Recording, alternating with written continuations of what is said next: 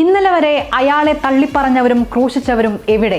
ഉയർത്തെഴുന്നേൽപ്പിന്റെ ദിനം 24 വാരയ്ക്കകത്ത് അയാളുടെ ശിരസ്സും ഉയർന്നു. വിമർശനങ്ങളുടെ വാളേറ്റ് തലയൊറുക്കപ്പെട്ടവൻ കരുത്തോടെ മൈതാനത്ത് തിരിച്ചെത്തിയിരിക്കുന്നു. ഹിറ്റ്മാൻ രോഹിത് ശർമ്മ തന്റെ 37-ാം വയസ്സിൽ മുംബൈ ഇന്ത്യൻസിന്റെ രക്ഷകനായി വീണ്ടും അവതരിച്ചു. IPL-ലെ എൽ ക്ലാസിക്കോയിൽ ചെന്നൈ സൂപ്പർ കിങ്സിനെതിരെ 45 പന്തിൽ പുറത്താവാതെ 76 റൺസ്. മുംബൈ ഇന്ത്യൻസ് ആരാധകർക്ക് ഉയിർപ്പിന്റെ സത്വാർത്ത എത്തിയപ്പോൾ ലോകത്തിന്റെ മറ്റൊരു കോൺ അന്ധകാരത്താൽ നിറഞ്ഞു.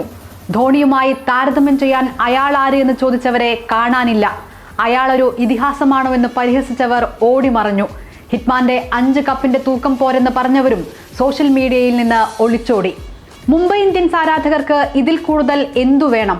രോഹിത് ശർമ്മ തന്റെ പ്രതിഭാകാലത്തേക്ക് മടങ്ങിയെത്തിയിരിക്കുന്നു. രോഹിത്തിന്റെ 76 റൺസ് കരുത്തിൽ ചെന്നൈ സൂപ്പർ കിങ്സിനെ 9 വിക്കറ്റിന് മുംബൈ ഇന്ത്യൻസ് തകർക്കുന്ന കാഴ്ച ക്രിക്കറ്റ് ആരാധകർ എങ്ങനെ മറക്കും? ഹിറ്റ്മാന്റെ കരുത്തിൽ 177 റൺസ് വിജയലക്ഷ്യം വെറും 15.4 ഓവറിൽ നേടിയ മുംബൈയുടെ തേരോട്ടം ഒരു ഓർമ്മപ്പെടുത്തലാണ്. പ്രതിഭാസങ്ങളോട് വാശി പിടിച്ചാൽ ഇതായിരിക്കും സംഭവിക്കുക. അവസാനിച്ചിട്ടില്ല 37-ലും രോഹിത് ശർമ്മയിലെ ഹിറ്റ്മാനിസം.